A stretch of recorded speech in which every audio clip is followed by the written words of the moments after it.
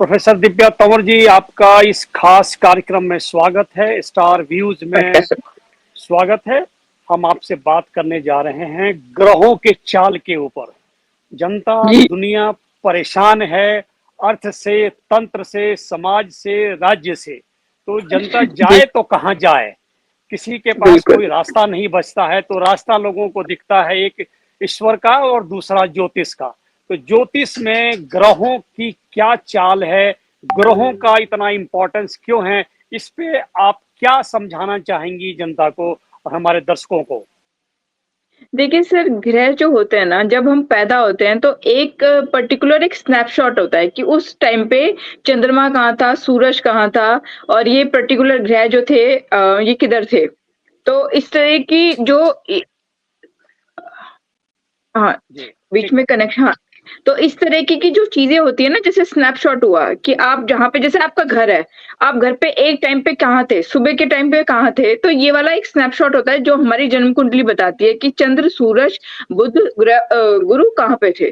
तो और वो हमारा बेसिकली जैसे कहते हैं ना कि हमारा कैरेक्टर डिफाइन करता है, हमारा नेचर डिफाइन करता है, हमारा सोचने का तरीका डिफाइन करता है। इसमें ना जैसे होता है ना देश, काल, पात्र, मतलब कि किस देश में पैदा हुए, हर एक देश की एक अलग प्रॉब्लम है। जो हमारे देश में जैसे कहते हैं ना कुंडली देखी जाती है कि मिलान करते वक्त बहुत इंपॉर्टेंट है। जब दो शादियां होती है, आज शादियों का सीजन चल रहा है, तो लोग कुंडलियां दिखाते हैं ना, पंडितों की बहुत वाई वाई होती है कि यहाँ पे ये तुम्हारी शादी चलेगी नहीं, ये चलेगी, मंगली को तो ये करना पड़ेगा। पर ये वाली प्रॉब्लम इंडिया में है, ये वाली प्रॉब्लम यूरोप में नहीं है, ये वाली प्रॉब्लम अमेरिका में नहीं है। तो हर एक जगह की तो ज्योग्राफिकल कंडीशन ली जाती है। तो ऐसे ही जो ग्रह होते हैं वो हर एक का करेक्टर डिफाइन करते हैं कि आप किस जगह पे, किस देश में, किस समाज के अंदर पैदा हुए हो, और वो बताता है कि आपका बेसिक करेक्टर क्या होगा।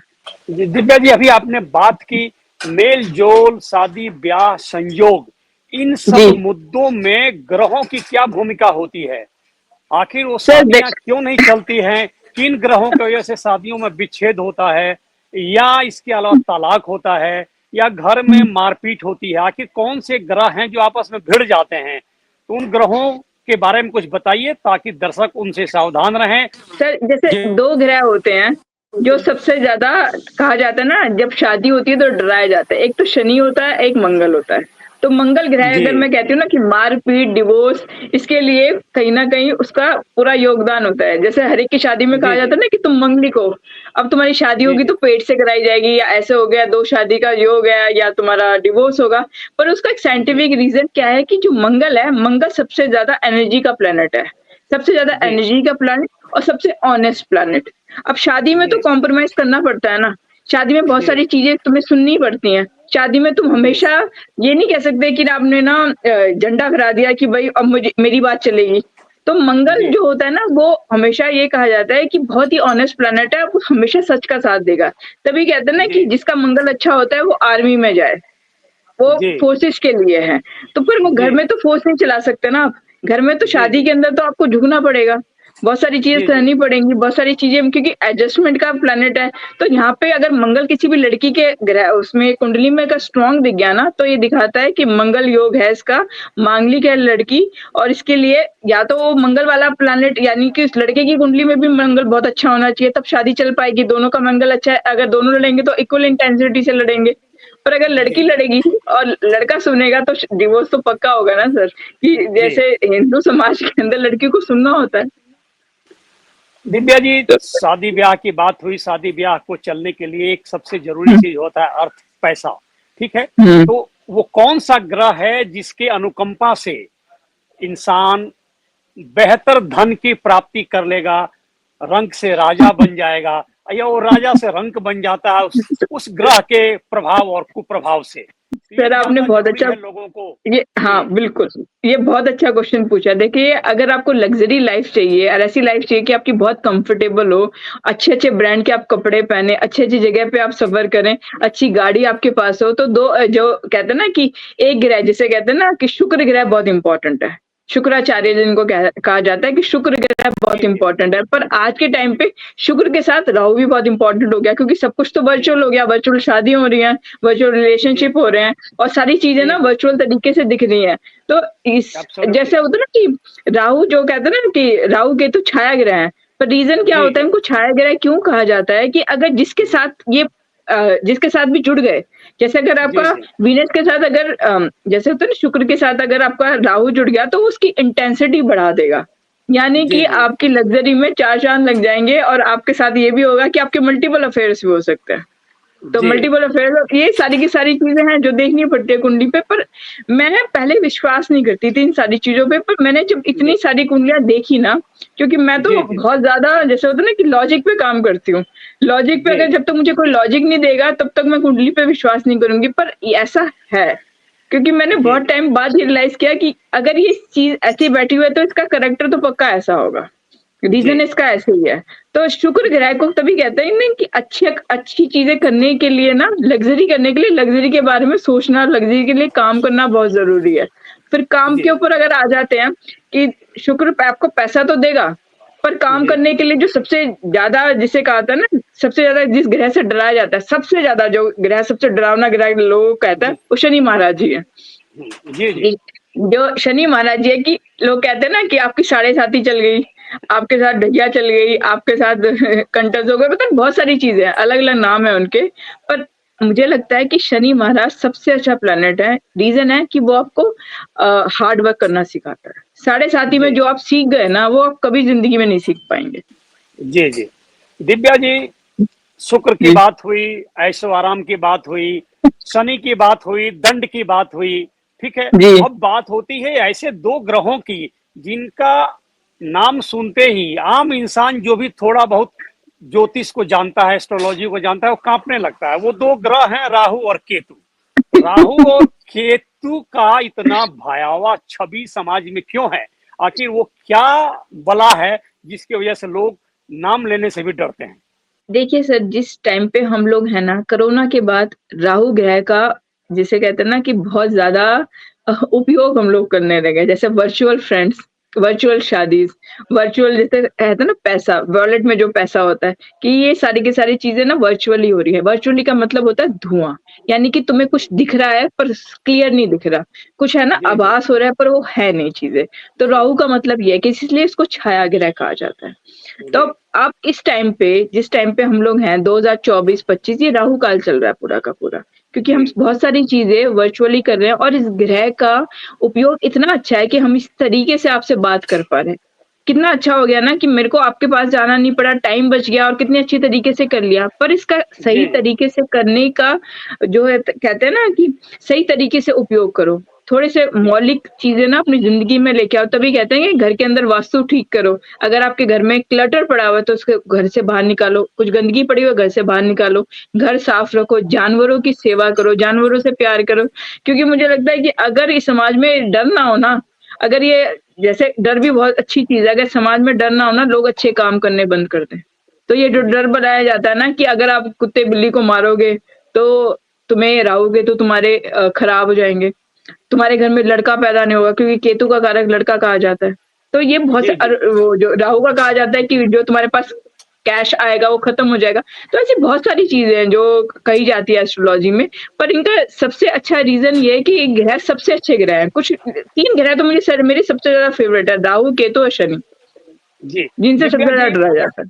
अब इसके बाद हम बात कर रहे हैं आम जीवन में एस्ट्रोलॉजी का क्या प्रभाव पड़ रहा है। आज साइंस का युग है, आज टेक्नोलॉजी का युग है, इंसान हुँ, चंद्रमा और ग्रहों पे पहुंच रहा है। इस जी, युग में आज भी एस्ट्रोलॉजी जो 50 साल पहले थी आज भी वही है, उसमें जी कोई बिल्कुल, चेंज नहीं आया है, एस्ट्रोलॉजी वही है। नहीं। तो क्या आपको लग रहा है कि सही मायने में एस्ट्रोलॉजी कोई सकारात्मक भूमिका को लेके समाज में लोग प्रस्तुत कर रहे हैं, या ये ठगी का, लूट का, पंडितों के अत्याचार का कोई एक माध्यम बन के रह जाएगा ये? सर देखिए, हर एक जगह ना अच्छे लोग भी हैं, बुरे लोग भी हैं, पर एस्ट्रोलॉजी 100% साइंस है, ये मैं हमेशा कहती हूँ। जैसे आप जी घर में कितने भी हमारे जितने भी हिंदुओं में त्योहार होते हैं ना, वो किसी ना चाँद की दशा से तय होते हैं कि चाँद की जो दशा आएगी ना, उसके हिसाब से होगा। चाँद अमावस कब आएगी, पूर्णिमा कब आएगी, तो बहुत सारी चीज़ें दिवाली हो गया, होली हो गया, सारे के सारे हमारे चाँद पे डिपेंड करते हैं कि चाँद पे इवन कैसे कहते हैं ना नया चाँद मतलब पूर्णिमा और जैसे होता है ना कि उगता हुआ जैसे होता है ना कि चाँद अब नया आ रहा है, चाँद अब नीचे जा रहा है, तो ये बहुत सारी चीज़ें हैं और ये सारी की सारी चीज़ें हमारे मूड स्विंग से से भी डिपेंड करती है। जैसे कहते हैं ना कि लोग कहते हैं ना, जिनका चंद्रमा बहुत ज्यादा अच्छा या बहुत ज्यादा बुरा होता है ना, तो उनका मूड देखोगे कि मूड बहुत ज्यादा खराब या अच्छा रहेगा। बहुत सारी चीजें उनकी जिंदगी से चली जाएंगी। कुछ लोग होते हैं ना बहुत नेगेटिव थिंकर होते हैं, उनका रीजन होता है कि कौन चंद्रमा बेकार है। और इस चंद्रमा का कारक कहा जाता है कि बहुत अच्छी है कि अपनी माँ की सेवा करो।